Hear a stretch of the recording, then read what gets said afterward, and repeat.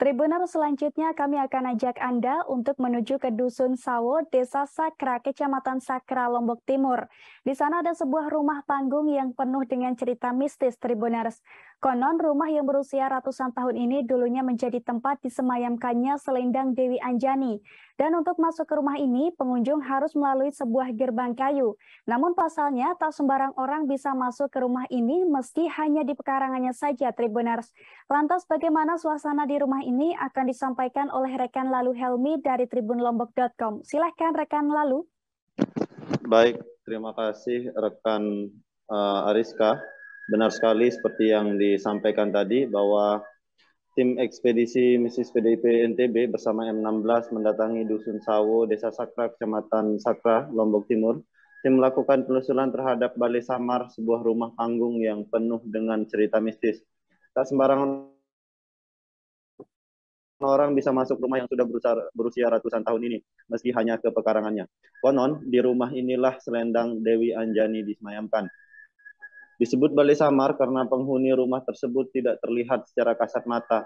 Namun begitu keberadaannya begitu dirasakan oleh warga yang bermukim di sekitar Balai Samar tersebut. Balai Samar berada di tengah-tengah pemukiman di sebuah lahan yang dikelilingi tembok. Untuk bisa masuk ke halaman Balai Samar hanya terdapat sebuah gerbang kayu yang di bagian atasnya terdapat tulisan basmalah dan di sebelah kanan tulisan Allah dan di sebelah kiri tulisan Muhammad. Balai Samar persis di bagian tengah, berdiri di atas pondasi bebatuan. Sementara halamannya masih berupa tanah, terdapat sebuah tangga kayu yang terhubung dengan pintu Balai Samar. Dindingnya terbuat dari bedek, sementara atapnya dari ilalang. Persis di dekat tangga kayu, terdapat sebuah gentong air yang terbuat dari tanah liat lengkap dengan pancurannya. Mirip seperti tempat wudhu masyarakat Sasak zaman Zulu. Gentong tersebut ditutup tembolak tudung nasi khas masyarakat Sasak.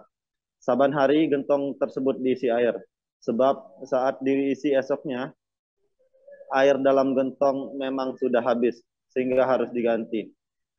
Tim ekspedisi disambut Mangku, Balai Samar Lalu Muksin, dan juga Kepala Desa Sakra Lalu Anugrah. Balai Samar memang sangat kental dengan cerita mistis. Nyaris seluruh warga di sana pernah melihat langsung dan mengetahuinya. Mami Zaki tak lupa bagaimana ketika dulu Balai Samar dipugar. Waktu itu, dia sudah duduk di kelas 3 Madrasah Sanawiyah. Pria 46 tahun ini menturkan, pada sore hari atap Balai Samar yang berupa ilalang diganti dengan atap dari genteng tanah liat. Namun, keesokan harinya, seluruh genteng tersebut tiba-tiba saja sudah berada di tanah dalam kondisi tersusun rapi. Atap genteng pun dipasang lagi, namun keesokan harinya hal serupa terjadi lagi. Begitu terus berulang, sampai akhirnya Balai Samar tetap menggunakan atap semula dari ilalang. Warga lain acap mendengar kalau di dalam Balai Samar seperti ada suara-suara yang menandakan orang sedang beraktivitas. Pernah ada warga yang penasaran, lalu masuk secara diam-diam ke area Balai Samar. Bukannya mengobati rasa ingin tahu, warga tersebut malah kesurupan hebat. Tak ada yang tahu persis berapa usia Balai Samar ini. Namun, warga di Kecamatan Sakra meyakini Balai Samar sudah berusia ratusan tahun. Jika kini kondisinya tetap terawat, Balai Samar memang dibersihkan oleh Mangku yang menjadi penjaganya. Konon, sang Mangkulah yang bisa berkomunikasi langsung dengan penghuni Balai Samar. Saat ini, Mangku Balai Samar adalah Lalu Muksin. Pada tim ekspedisi mistis PDIP NTB dan M16, Lalu Muksin merendah dan menyebut dirinya masih belum secara resmi menjadi Mangku. Mengingat belum ada persetujuan dari penghuni Balai Samar. Lalu Muksin menggantikan ayahandanya yang sebelumnya menjadi Mangku Balai Samar. Sang ayahandanya berpulang pada tahun 2010. Semenjak saat itu, Balai Samar menjadi tanggung jawab Lalu Muksin. Lalu Muksin menerangkan, sudah turun-temurun masyarakat meyakini Balai Samar dihuni oleh Dewi Anjani.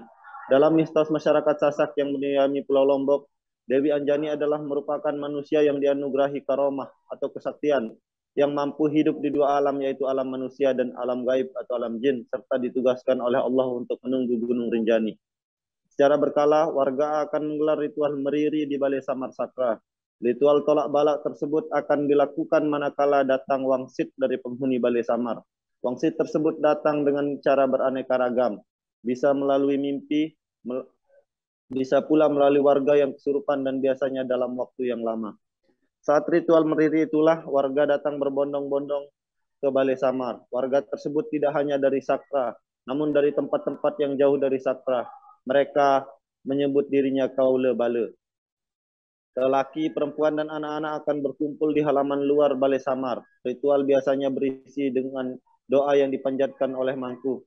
Lalu warga menyambutnya pula dengan lantunan selawat dan membaca tahlil. Ritual meriri terakhir digelar pada tahun 2018, sesaat sebelum gempa besar yang beruntun melanda Pulau Lombok. Itu sebabnya warga meyakini ritual meriri tersebut dianggap sebagai pemberitahuan bahwa akan ada peristiwa besar yang terjadi. Oleh karena itu, masyarakat diingatkan untuk bersiap-siap, selalu berdoa, tetap waspada, dan bertawakal pada Yang Maha Kuasa. Saat ritual meriri inilah benda-benda pusaka dikeluarkan dari dalam Balai Samar oleh mangku. Benda-benda pusaka tersebut wujudnya beraneka ragam, mulai dari keris, gong, dan juga selendang. Terdapat sebuah selendang yang tak akan dipindah dan tetap berada di Balai Samar. Selendang tersebut diyakini milik Dewi Anjani yang memang disemayamkan di Balai Samar. Selendang yang memiliki hiasan serupa emas tersebut diberi nama Mbak Kirun. Hanya selendang duplikat yang dikeluarkan saat ritual. Selendang duplikat itu terdiri dari 3 warna. Selama ritual, gong yang merupakan benda keramat juga dibunyikan. Gong itu bernama Mata Seribu. Konon, kalau sudah dibunyikan, suara gong tersebut akan didengar oleh warga yang bermukim di pesisir timur Pulau Lombok di Selat Sumbawa, yang lokasinya 15 km dari Balai Samar. Dalam ritual ini juga akan dilakukan pengambilan air dari sumur khusus untuk diisi di dalam gentong yang ada di Balai Sumur. Air ini hanya bisa diambil oleh seorang perempuan yang sudah suci, sebutan perempuan yang tidak lagi menstruasi atau menopause. Benda pusaka yang di dalam Balai Samar tersebut usianya tidak ada warga yang tahu persis. Namun, terakhir benda pusaka itu diwariskan pada Datu Motor yang juga telah mewarisinya secara turun-temurun dari leluhurnya yang juga menjadi mangku Balai Samar. Kepala Desa Sakra Lalu Anugrah mengatakan bahwa dalam sejarah Lombok, Datu Motor yang bernama Lalu Mustiarep atau Lalu Mustiawang adalah kepala daerah Lombok di masa pemerintahan kolonial Belanda. Makam Datu Motor ada di makam dalam laut. Di batu nisannya tertulis Datu Motor Mangkat pada 27 Oktober 1949. Menurutnya, benda-benda pusaka yang ada di dalam Balai Samar berdasarkan penuturan turun-temurun dari luhurnya, antara lain keris Patut Patuh Gose dan keris Baru Jelenge. Ketua DPD PDIP NTB Raja Rahmat Hidayat mengatakan dirinya tahu persis sejarah Balai Samar di Desa Sakra. Anggota DPR RI ini memang berasal dari Rumbuk, desa yang berbatasan langsung dengan Desa Sakra.